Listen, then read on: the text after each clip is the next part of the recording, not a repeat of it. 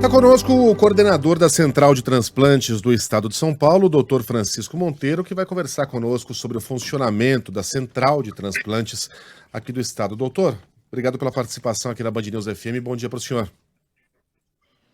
Bom dia, obrigado pelo convite, eu que agradeço. Bom dia aos seus telespectadores. Doutor, a gente está aqui em contato frequente, né, com o nosso ouvinte, pelas redes sociais, pelos contatos via WhatsApp, e não dá para ignorar o sentimento que isso gerou em muitos dos nossos ouvintes de que teria havido ali, no mínimo, uma injustiça. Nesse caso do transplante do Fausto Silva, por mais que a gente fale aqui das estatísticas, né, que mostram que boa parte desses transplantes ocorre mesmo envolvendo pessoas que estão há menos de um mês na fila, o brasileiro tá escaldado, né? Tá acostumado com injustiças e imagina que está diante de uma. Então, de maneira bastante transparente aqui. A gente não sabe exatamente há quanto tempo o Faustão tá na fila, né? Isso é uma questão pessoal, uma questão íntima da família, mas dá para supor que é algo em torno de um mês. Porque faz cerca de um mês que ele foi internado, ele podia estar na fila antes disso. Esse caso do Faustão, até onde a gente sabe, é um ponto, de alguma maneira, fora da curva do que a gente vê no sistema de transplantes aqui no Brasil e no estado de São Paulo? Na realidade, o que vale a pena ser dito e enfatizado é que existe um cadastro técnico. Esse cadastro técnico ele é único nacionalmente, que a gente pode traduzir como fila de espera de um órgão ou fila de espera de transplante. Quando se tem um doador disponibilizado para a distribuição desses órgãos, a fila única para esse doador ela é específica e segue critérios que estão não só estabelecidos em legislação, que são muito bem explicados, bem estabelecidos, como também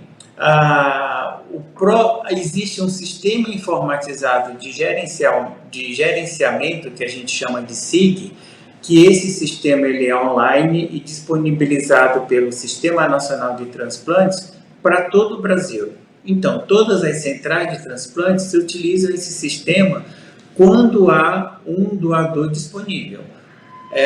Ao cruzar, então, os dados do doador perante ao cadastro técnico de cada estado, são gerados uma lista para cada órgão desses doadores, para cada órgão desse doador que foi disponibilizado. E aí sim eu vou ter uma lista única daquele doador do meu cadastro técnico. E essa lista única, ela segue vários critérios, conforme foi dito, estabelecidos por legislação. Ou seja, um dos critérios que tem que ser seguido obrigatoriamente é a tipagem sanguínea. Ou seja, eu não posso disponibilizar um órgão que seja ABO incompatível. Um doador que seja do grupo sanguíneo B, apenas receptores do grupo sanguíneo B ou AB é que vão receber órgãos desse doador, estão aptos a receber. Ou seja, receptores do grupo sanguíneo A e do grupo sanguíneo O automaticamente foram descartados. Por quê? Porque o sistema sanguíneo é incompatível. Outros dados também são levados em consideração. Por exemplo, dados antropométricos. O coração é uma cirurgia ortotópica. Eu retiro o coração do receptor e coloco o coração do doador no mesmo lugar. O que isso significa? Significa, então, que não dá para eu colocar um órgão grande demais e nem pequeno demais naquele espaço tão delimitado, tendo em vista que o tórax, além do coração, também tem que ter o pulmão e os dois trabalham simultaneamente para não estar causando nenhum desbalanceamento dentro da caixa torácica. Ou seja, um doador que pesa 80 quilos, não dá para eu utilizar o coração desse doador numa pessoa que pesa 55 quilos, a 45 quilos e assim por diante. Então, isso é um outro critério que restringe a minha lista perante a disponibilização de órgãos de um doador. Outro critério também que vale a pena ser enfatizado é a gravidade do paciente. Ou seja, de acordo com a legislação, aquele paciente que está mais grave, ele está no começo da fila. E aqueles pacientes que estão menos graves estão abaixo desses pacientes mais graves. Esses critérios de priorização ou de gravidade também é muito bem estabelecido na legislação brasileira. Não é a equipe que define se o paciente é grave ou não, e sim as regras que foram estabelecidas e estão escritas nessa legislação. Tá? Então, para eu priorizar um paciente, eu tenho que seguir a legislação e o paciente, atendendo todos os critérios dessa legislação, ele pode ser priorizado e aí, então, passar na frente das outras pessoas que estão inscritas há mais tempo. O que eu quero dizer com isso? Porque um dos critérios para eu listar os pacientes perante a um doador é o tempo de espera em lista. A rigor, os pacientes inscritos há mais tempo estariam no topo da minha lista. E os pacientes inscritos há menos tempo estariam no final da minha lista. Entretanto, como existe aí esse critério de priorização ou de gravidade, os pacientes mais graves, mesmo inscrito há menos tempo, eles ocupam o topo da lista. Tá? Como foi o caso do Faustão, tendo em vista que ele estava preenchendo critérios segundo a legislação para ser, então, considerado como um caso mais grave e, portanto, prioritários. Uhum. Além disso, tem outros dados que também interferem na classificação desses pacientes ou na aceitação desses órgãos. Esses outros dados, eles são inerentes ao doador. O fato de eu ter um doador não significa que todos os órgãos disponibilizados e autorizados pela família para que sejam utilizados para transplante, não significa que esses órgãos, todos eles vão ser utilizados. Por exemplo, coração. Um doador acima de 45 anos que não tenha sido realizado cateterismo ou ecocardiograma, é pouco provável que esse coração possa ser utilizado. Por que eu estou dizendo isso? Porque existe as doenças coronárias que podem, então, estar restringindo o médico que vai aceitar esse órgão para o seu paciente, a possibilidade, então, de utilização ou não. Ou seja, isso vai dar expertise da equipe em avaliar em loco se aquele coração é aceitável ou não é aceitável.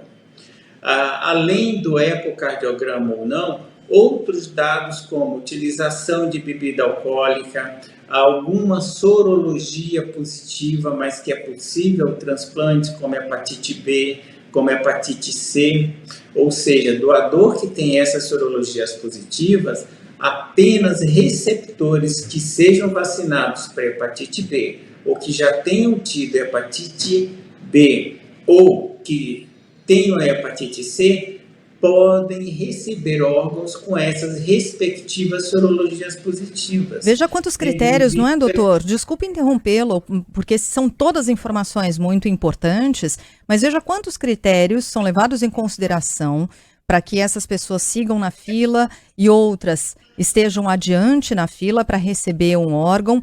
E aí eu queria perguntar para o senhor, juntando com essa informação, quando são cruzados todos esses dados para estabelecer quem deve receber esse órgão, como no caso do coração recebido pelo Faustão, havia uma pessoa na frente dele nessa lista, respeitando esses critérios. E, no entanto, houve uma negativa para o recebimento desse coração. A gente não sabe ainda, não tem informação ainda de por que teria sido negado o órgão.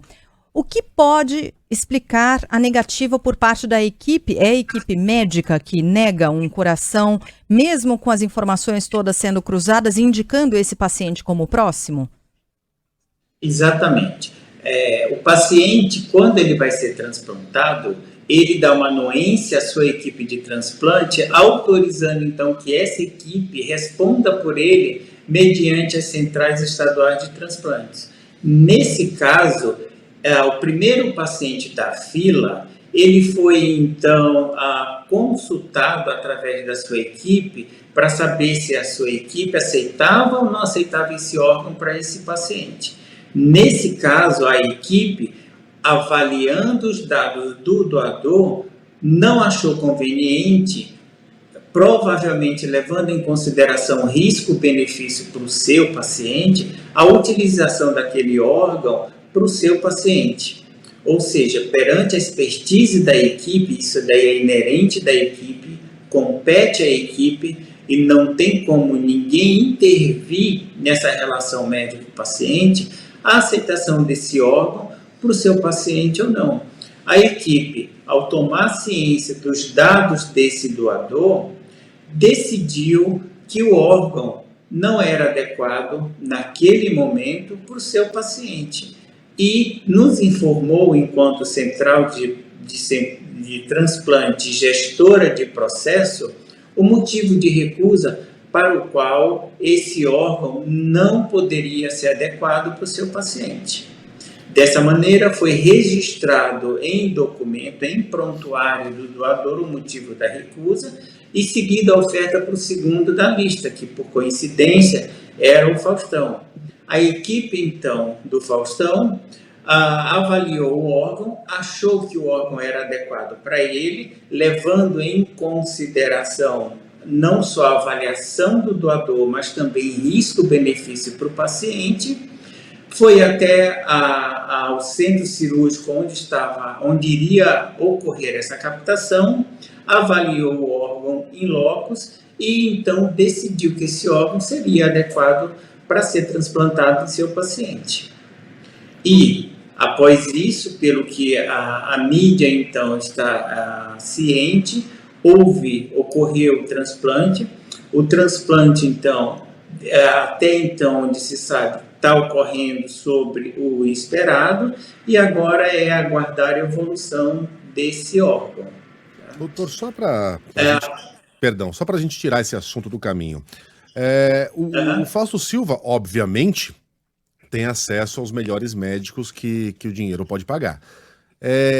E esses médicos, claro, têm influência nos hospitais. E essa influência pode ser usada de alguma maneira a favor do paciente? Os médicos podem atuar como, digamos, entre aspas, advogados dos seus pacientes na hora de determinar em que lugar ele será colocado na fila? Acho que a pergunta é essa. Essa fila, da qual o senhor explicou quais são os critérios técnicos, explicou muito bem, são critérios muito bem definidos e detalhados, ela é permeável a pressões, entre aspas, políticas? A pergunta é muito interessante e não tem como a gente não ser transparente na resposta. Praticamente é impossível haver alguma interferência junto às centrais de transplantes para que um paciente, então, fure fila. Não tem como. Conforme dito, o sistema ele é transparente, a legislação ela é clara e está disponível para qualquer um que queira se inteirar melhor sobre o assunto. Inclusive, a legislação ela é federal e é a Portaria de Consolidação número 4 de 2017, caso alguém tenha interesse em avaliar com detalhes o que lá está escrito e estabelecido. Então, o que se ressalva é que é impossível, inclusive, qualquer pessoa ter interferência ou intercorrência para que um paciente seja inserido numa lista de espera ou numa lista de um doador quando disponibilizado órgãos desse doador. Então, isso nós deixamos muito claro que não tem como. Se utiliza um sistema informatizado de gerenciamento, esse sistema, então, ele é online, a equipe é competente para inserir o seu paciente e também gerenciar esse paciente nessa fila de espera enquanto aguarda. Então, a equipe tem acesso e tem autonomia quanto ao seu paciente. O paciente tem condições clínicas, ele vai estar ativo, concorrendo aos doadores que forem disponibilizados. O paciente não tem condições clínicas temporariamente, a equipe remove esse paciente dos doadores que serão disponibilizados naquele período onde o paciente não tem condições de ser submetido a uma cirurgia. Por quê? Exatamente pela dinâmica do processo. Se eu vou disponibilizar um órgão para um paciente que não tem condições clínicas de receber aquele órgão naquele momento, a equipe vai me informar: não, Francisco, esse meu paciente está sem condições clínicas. Então, para ganhar tempo e ele não sair em lista, a equipe temporariamente pode suspender esse paciente. Então, esse gerenciamento é realizado por ela. Reforçando, nessa dinâmica de processo, a equipe ela tem total autonomia sobre a avaliação do seu paciente. Então, médico-paciente, não tenha dúvida que a equipe, então, pode decidir o que é melhor para o seu paciente baseado na sua expertise. Quanto à interferência da equipe no sistema, não tem como, isso é extremamente transparente e, felizmente, não acontece. Não aconteceu no caso do Faustão e não tem como acontecer em nenhum dos casos que, porventura, venham a acontecer. Bem, se você ligou o rádio agora, você está ouvindo o Dr. Francisco Monteiro, que é coordenador da Central de Transplantes do Estado de São Paulo, dizendo com todas as letras o seguinte: não é possível passar um paciente na frente da fila dos transplantes. Se você tem alguma dúvida com relação aos critérios e tudo mais, números, volte no início dessa entrevista, ela vai estar no YouTube da Band News FM, e o doutor, inclusive, citou aqui um dos critérios, né, doutor, com relação ao tipo sanguíneo, só aí já a eliminação de muitas pessoas da fila, né, porque o Faustão tem o tipo B, que não é o tipo mais comum. Então, quando surge um coração, né, um doador com sangue do tipo B, automaticamente isso se restringe às pessoas do tipo B que estão na fila. Doutor, como nós temos que fazer essa entrevista justamente por causa de muitas pessoas que se manifestaram, questionando, dando opinião, parece que é um monte de especialista, quando na verdade não é, o especialista é o senhor, e ainda bem que a gente está conversando com o senhor. A nossa obrigação é repassar algumas dessas dúvidas, e aí eu vou repassar a dúvida do Cláudio, que pergunta se há uma espécie de auditoria, como o senhor está dizendo, né? O paciente, a equipe médica tem acesso a tudo que é rastreável nesse sistema eletrônico. Mas existe uma espécie de auditoria, como está dizendo aqui o Cláudio Gomes? A pergunta é excelente e nos deixa à vontade de estar falando e falando e falando. E o que eu digo com o maior prazer é que as câmaras técnicas estaduais as centrais de transplantes estaduais disponibilizam de câmaras técnicas. O São Paulo, por exemplo, a Câmara Técnica de Órgãos Torácicos, ela é composta por equipes de transplantes, inclusive do estado de São Paulo, que realizam transplante de coração e de pulmão. E essas pessoas, elas auditam, então, esses prontuários quanto, por exemplo, a necessidade de priorização ou não, quando a equipe, então, tem dúvida se o paciente dela preenche ou não preenche critérios que estão escritos na legislação. Ou seja, uma equipe avalia um paciente, ela acha que precisa de priorização, mas ela não consegue encaixar nos critérios estabelecidos por legislação. Então, essa equipe, ela pode muito bem submeter esse caso à apreciação da Câmara Técnica de Órgãos Torácicos, por exemplo, e então esse colegiado vai avaliar se esse paciente preenche ou não preenche critérios de priorização e, dessa maneira, deferindo ou indeferindo aquela solicitação daquela equipe. Em sendo deferido, existe no sistema informatizado de gerenciamento um tipo de priorização que é autorizado pela Câmara Técnica. Nesse caso, esse paciente ele foi avaliado e ele será priorizado como urgência para transplante de acordo com a avaliação da Câmara Técnica.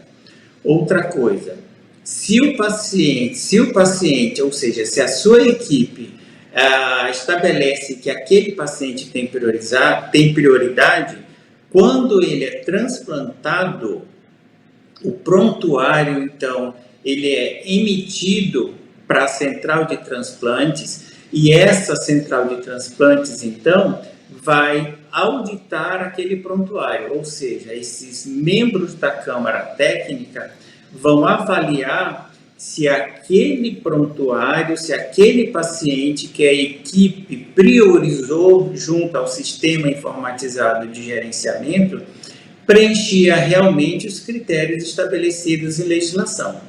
Por exemplo, é mandado então as prescrições de 2 dias anteriores, onde vai estar escrito nessa prescrição que aquele paciente estava utilizando drogas vasoativas, que ele estava em ambiente de UTI. Essa prescrição vai estar carimbada pelo médico e pelo enfermeiro, então, que faz a medicação. Além disso, isso é submetido, então, para a central, junto de outras documentações, comprovando, então, que aquele paciente foi priorizado baseado no critério que a equipe encaixou aquele paciente. E assim por diante. Ou seja, além disso, quando o paciente é transplantado, há a obrigatoriedade da equipe de informar o Sistema Informatizado de Gerenciamento, ou SIG, o segmento pós-transplante desse paciente. Se aconteceu, está tudo certinho, o enxerto está funcionando direitinho, o paciente está bem. Isso ele faz 30 dias após o transplante, ele faz 3 meses após o transplante, 6 meses após o transplante e anualmente após o transplante. Com isso, em São Paulo, nós sabemos a sobrevida desse enxerto, a sobrevida desse paciente ao longo do tempo.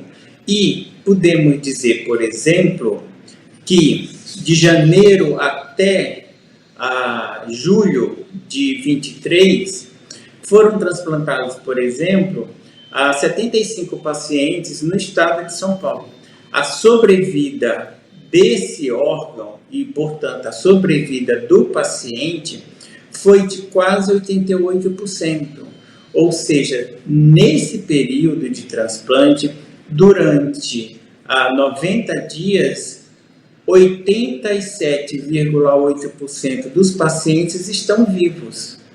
E isso é possível ser feito porque utilizamos um sistema que é automatizado, um sistema que é informativo, e a equipe tem um compromisso de estar informando periodicamente o andamento daquele processo, daquele transplante que foi realizado. Isso, inclusive, vai acontecer com o enxerto que o Faustão recebeu. A equipe, então, que realizou esse transplante vai ter que informar o sistema, o SIG, periodicamente como que está o Faustão ao longo dos anos. E a gente espera que, sabidamente, que ele sobreviva por muitos e muitos anos, apesar de já estar com mais de 70 anos. Ih, mas esse vai longe, vai enterrar todos nós aqui. Doutor, obrigado pela entrevista, conversamos com o coordenador da Central de Transplantes do Estado de São Paulo, doutor Francisco Monteiro. Um abraço para o senhor, até a próxima. Eu agradeço. Qualquer coisa, estamos aqui à disposição e parabéns por vocês pela oportunidade de estar explicando, esclarecendo e informando aos telespectadores. Ótimo. Nós é que Muito agradecemos. obrigada, doutor.